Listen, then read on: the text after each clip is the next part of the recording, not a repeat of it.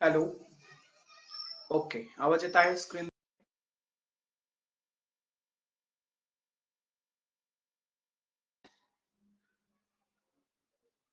Hello.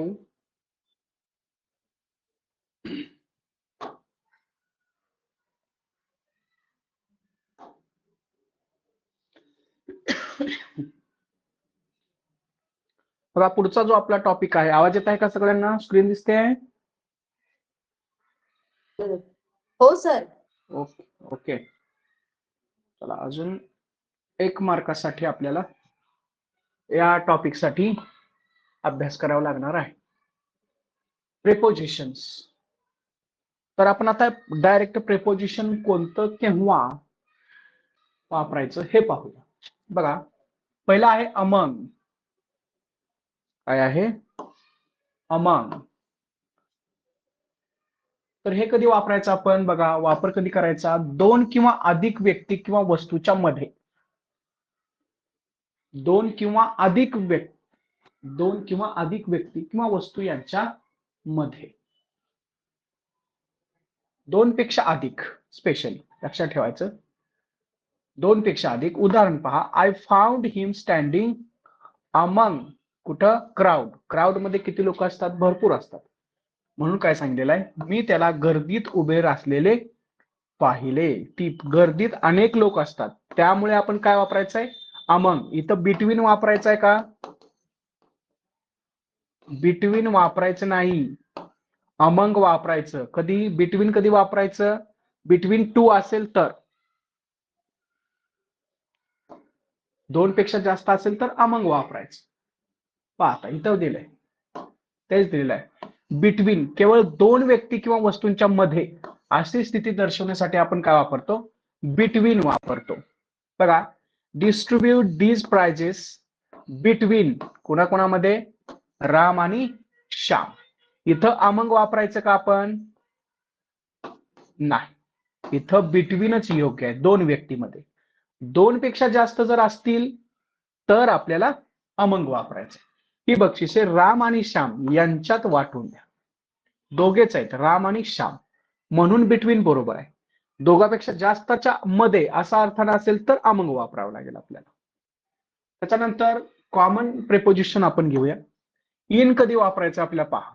बंदिस्त जागा किंवा सीमेच्या आत स्थिती दर्शवण्यासाठी किंवा मोठ्या ठिकाणासाठी, उदाहरणार्थ शहरे, देश असं असेल त्याच्या अगोदर इन वापरायचं. For example, she leaves in a town. ती एका शहरामध्ये राहते. किंवा they are in the class. म्हणजे काय आहे? बंदिस्त जागा. In the class. त्यावेळेस आपल्याला इन वापरायचं आहे. त्याच्यानंतर ऍट कधी वापरायचं आहे पहा. ऍट विशिष्ट वेळेसाठी, टायमिंगसाठी आणि लहान ठिकाणासाठी, म्हणजे गाव किंवा विशिष्ट पत्ता असेल तर. बघा, I get up at 6 o'clock. Timing आहे, त्याच्या अगोदर आपल्याला ऍट वापरायचं. किंवा ही लिव्हज ऍट शिवाजीनगर. हे काय आहे? छोटस गाव किंवा पत्ता आहे किंवा एक छोटं नगर आहे. जर इथंच मोठं टाउन असतं तर आपण काय वापरलं? इन वापरलेलं आहे. ऍट कधी वापरायचं?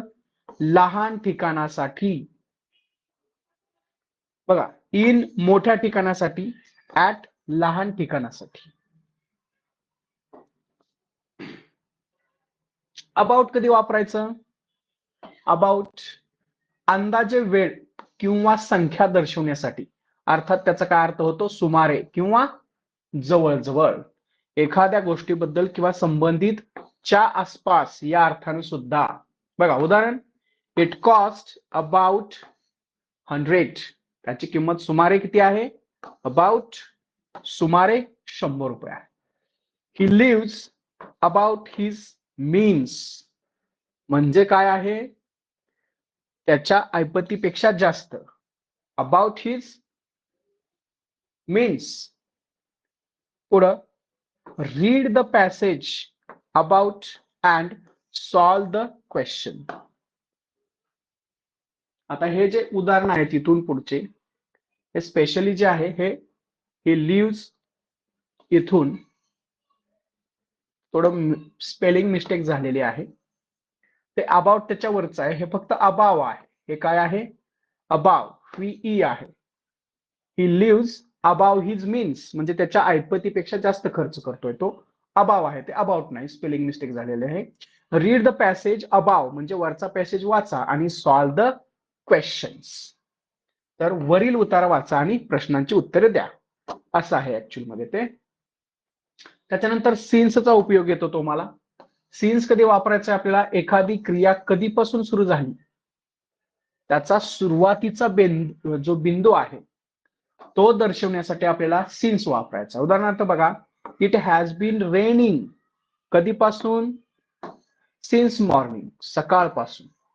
सुरुवातीचा बिंदू एकच लक्षात ठेवायचं, point of time, starting point of time असं आहे ते. तर खरं काय लक्षात ठेवायचं याला? स्टार्टिंग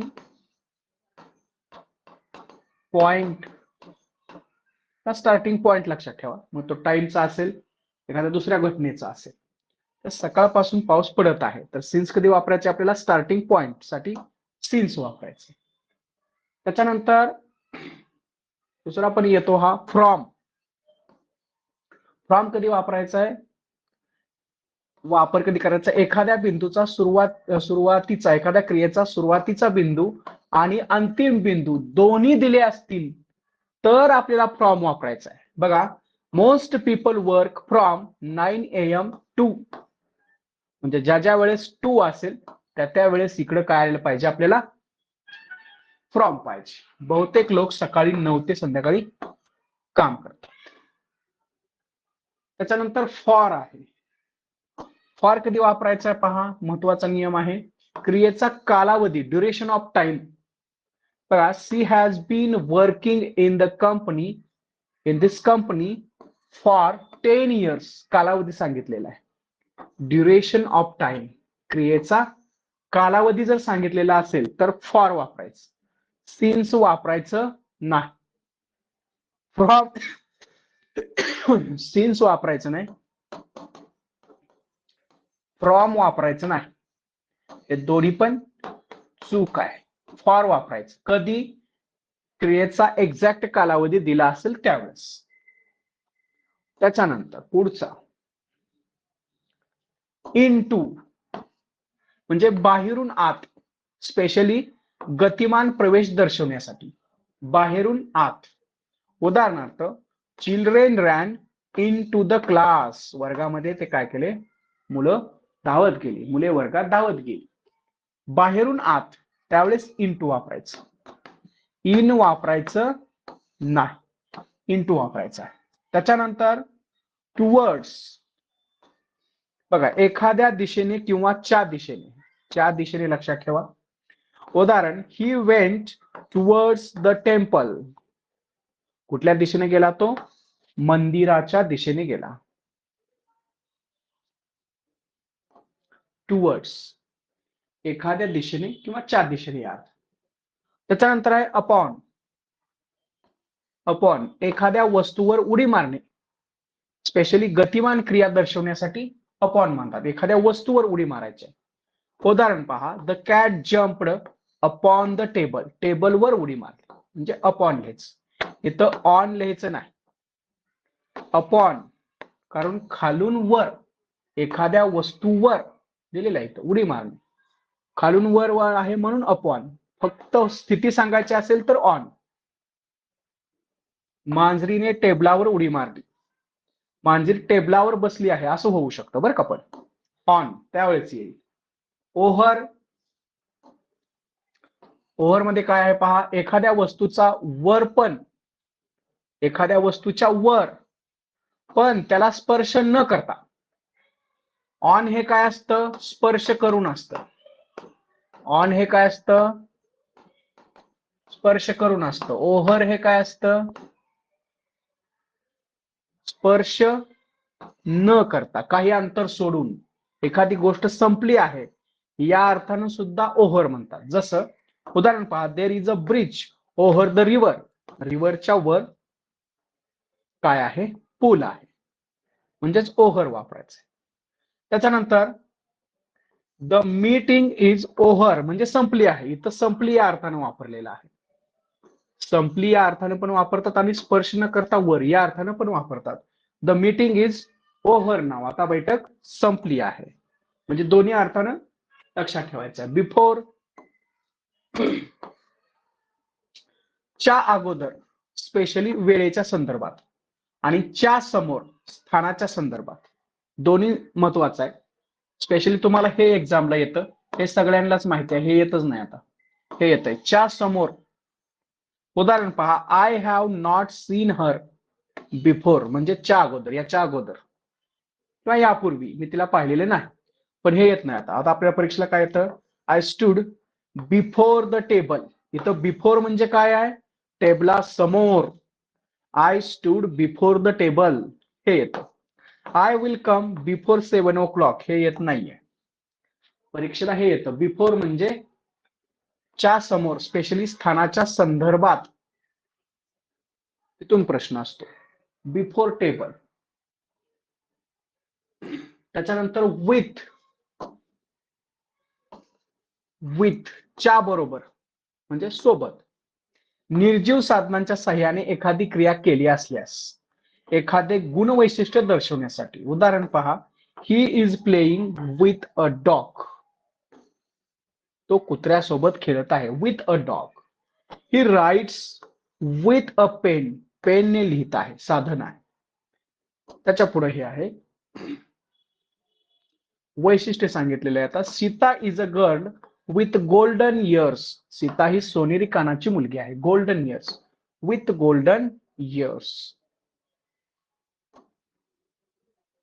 त्याच्यानंतर बाय,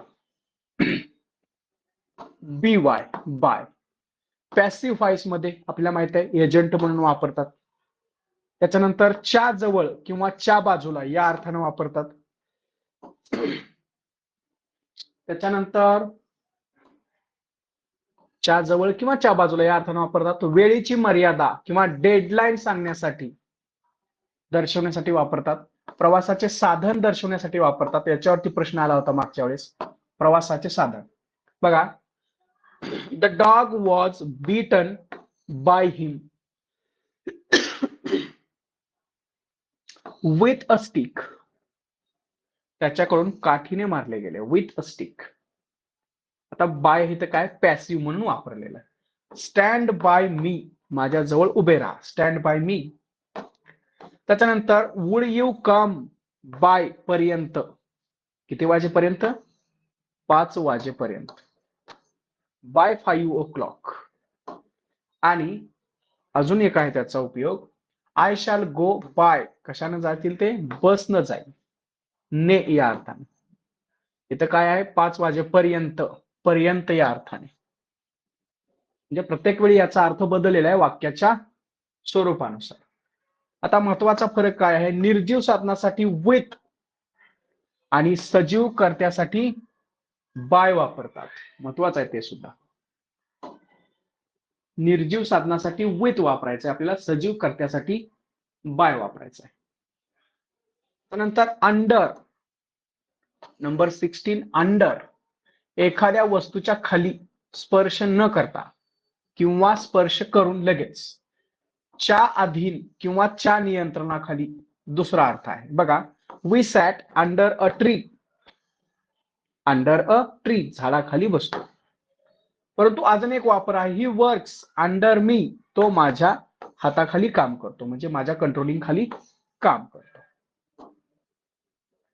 ठीक आहे. त्याच्यानंतर टीओ, टू, दिशा किंवा गंतव्य संदर्भनात. बघा, एखाद्या क्रियेचा उद्देश दर्शवण्यासाठी, फॉर एक्झाम्पल दिशा, ही वेंट टू पुणे, तो पुण्याला गेला. आता क्रियेचा उद्देश, उद्देशासाठी कसं वापरलं जातं, he studies hard to get success, कशासाठी, टू गेट सक्सेस. तर इथलं टू जे आहे ते काय आहे, उद्देश दर्शवण्यासाठी वापरलेला आहे. आता बघा, प्रेपोजिशन मध्ये काही सेट फ्रेजेस असतात, सेट फ्रेजेस, आणि त्याच्यासोबत काय असतं, प्रेपोजिशन असतं. त्याला कोलोकेशन्स असं पण म्हणतात. काही प्रेपोजिशन्स विशिष्ट शब्दासोबत निश्चित स्वरूपात वापरल्या जातात, त्यांना सेट फ्रेजेस म्हणतात. या फ्रेजेसमध्ये बदल करता येत नाही, सगळ्यात महत्वाचा. आता बघा, good at. Good at, he is good at English. Poor in, she is poor in maths. या फ्रेजेस आहेत कुठल्या? Good at. ह्या अशाच वापरायच्या आहेत. इथलं इन आपल्याला करता येणार नाही, ऑन करता येणार नाही. Good at, poor in, expert in, हे पाठच करायचं. Admin for, he was admitted for, admit for आहे, ठीक आहे. दे आर एक्सपर्ट इन, त्या फ्रेजेस आहेत, त्या पाठच करायचे. त्याच्यानंतर ऍडमिट फॉर झालं, expert in, care for, look for, search for, हे अनेक वेळा येते. लुक फॉर फ्रेज आहे ती. लुक येत आणि त्याच्या पुढं फॉरच्या ऐवजी काय येतं? डॅश डॅश येतं आणि खाली टू, ऑफ, फॉर, बाय असे 4 पर्याय असतात. तर तुम्ही लुक ही सेट फ्रेज आहे, त्याच्यानंतर कोणतं प्रेपोजिशन आहे? फॉर. तर नंबर 3च तुम्ही लिहायचं आहे. सर्च फॉर, ऑन टाइम वेळेवर, इन टाइम वेळेच्या आत, लक्षात ठेवायचं, ठीक आहे. तर काय आहे ते दिलेलं परीक्षेमध्ये? प्रेपोजिशन वर आधारित प्रश्न सोडवण्यासाठी प्रत्येक प्रेपोजिशनचा अर्थ, त्याचे विविध उपयोग आणि ते कोणत्या संदर्भात वापरले जाते हे समजून घेणे महत्वाचे आहे. विशेषतः among versus between, since versus for, versus from, हे 3 शब्द बघा. Since, for, from. With as, with versus by, यामधील फरक लक्षात ठेवणे आवश्यक आहे. तसेच सेट फ्रेजेस पाठ करणे देखील उपयुक्त ठरते, कारण त्याच्यामध्ये प्रेपोजिशन निश्चित असते. सेट प्रेपोजिशन किंवा सेट फ्रेजेस मध्ये प्रेपोजिशन निश्चित असते, ते बदलता येत नाही. ठीक आहे, तर हे होतं आपलं प्रेपोजिशन. आता आपण लगेच एका मिनिटात पुन्हा एकदा जॉईन होऊया.